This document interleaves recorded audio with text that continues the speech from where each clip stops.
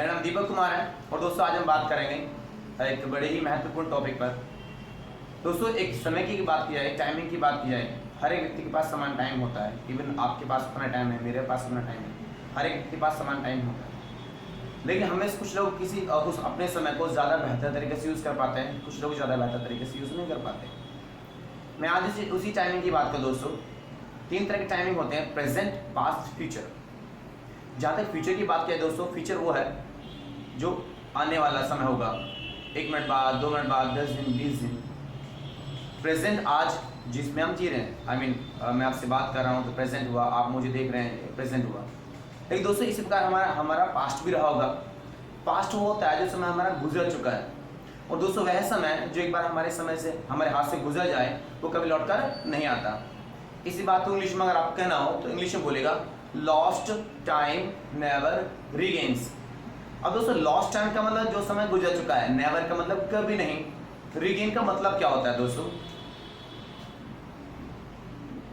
Gain का मतलब होता है हासिल करना, प्राप्त करना। जब कुछ चीज हमें दोबारा से हासिल करनी होती है, दोबारा से पानी होती है, तो उसे रीगेन बोलते हैं। री का तो मतलब दोस्तों दोबारा से ही होता है। ऐसे ही एक सेंटेंस हम अक्सर बोल देते हैं, भाई गुजरे हुआ समय लौटकर कभी नहीं आता, तो इंग्लिश में बोलेगा लॉस्ट टाइम नेवर रीगेन्स। हालांकि कुछ लोग इसको ऐसे बोल देते हैं लॉस्ट टाइम नेवर कम्स।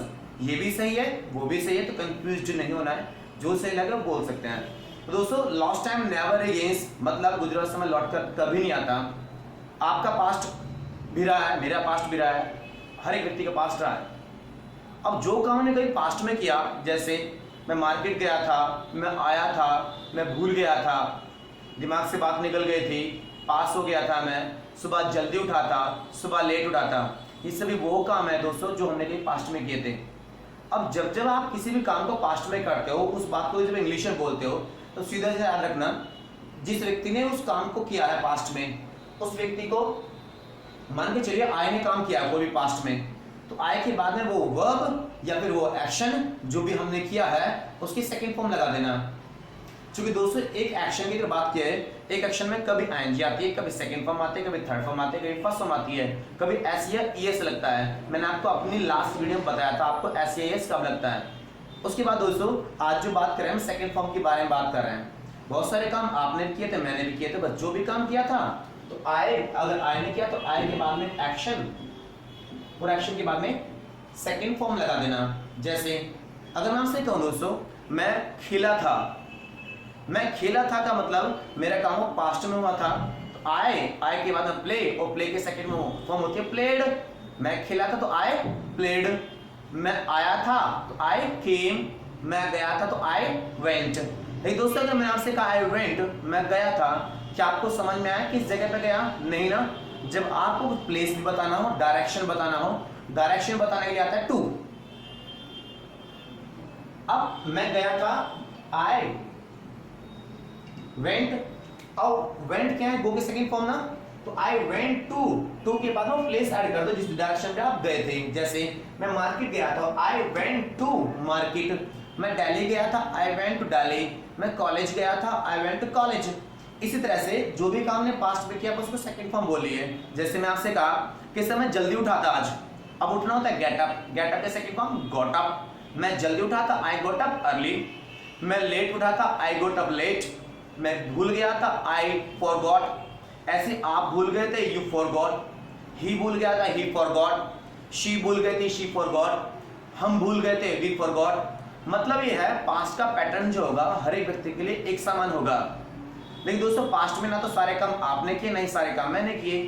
कुछ काम ऐसे होते हैं जो मैंने नहीं किए। अब जो काम मना करना हो, मना करने के लिए काम करना पड़ेगा। मना करने के लिए आता है नॉट, लेकिन नोट के साथ हमेशा दोस्तों हेल्पिंग वर्ब या फिर कहूँगा टाइम वर्ड जरूर आएंगे।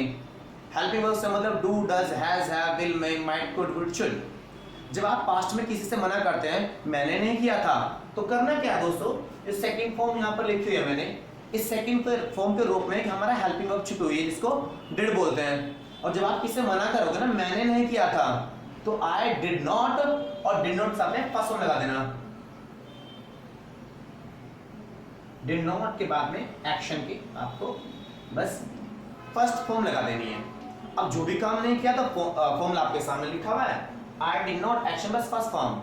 जैसे मैं नहीं आया था तो आई डिड नॉट कम, झगड़ा मैंने नहीं किया था, आई डिड नॉट फाइट, शुरुआत मेरी तरफ से नहीं होती झगड़े की, I did not start fighting, मैंने फोन नहीं खरीदा था, I did not purchase phone, मैं नहीं भूला था, आई डिड नॉट फॉरगेट। लेकिन अगर मैं आपसे कहूँ सर आप नहीं भूले थे, यू डिड नॉट फॉरगेट, ही नहीं भूला था, ही डिड नॉट फॉरगेट, हम नहीं भूले थे, वी डिड नॉट फॉरगेट। अगर मैं आपसे क्वेश्चन करूं, क्योंकि दोस्तों हमारे कम्युनिकेशन दो चीजों पर डिपेंड होगा, क्वेश्चन पूछने पे और आंसर देने पर। मुझे क्वेश्चन भी पूछना आना चाहिए, इवन आंसर भी देना आना चाहिए। आंसर दो तरह के होते हैं, पॉजिटिव और नेगेटिव। पॉजिटिव आंसर मैं आपको देना बता चुका हूं, जिस व्यक्ति ने जो भी काम किया है उस व्यक्ति को ऐड करो, उसके बाद में सेकंड फॉर्म। नेगेटिव देना हो तो यहाँ पर डिड नॉट लगाकर जिस व्यक्ति ने काम नहीं किया उस व्यक्ति का नेम या उस व्यक्ति को ऐड करो, उसके बाद में डिड नॉट और फर्स्ट फॉर्म। अगर मुझे क्वेश्चन पूछना हो तो डिड क्या करना है दोस्तों, डिड को सबसे पहले आओ।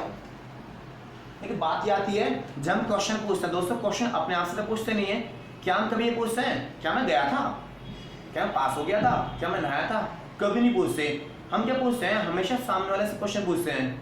और जब मैं आपसे पूछूंगा आपके बारे में तो क्वेश्चन बनता है डिड यू, और जो भी एक्शन है इसकी फर्स्ट में लगा दो। जैसे did you play, did you take tea, did you give me a call, did you meet me, ऐसे क्वेश्चन बन जाएंगे। लेकिन अगर यही क्वेश्चन मैं आपसे पूछूं लेकिन आपके पापा के बारे में पूछूं तो क्वेश्चन में डिड तो रहेगा ही रहेगा दोस्तों, लेकिन डिड योर फादर आ जाएगा।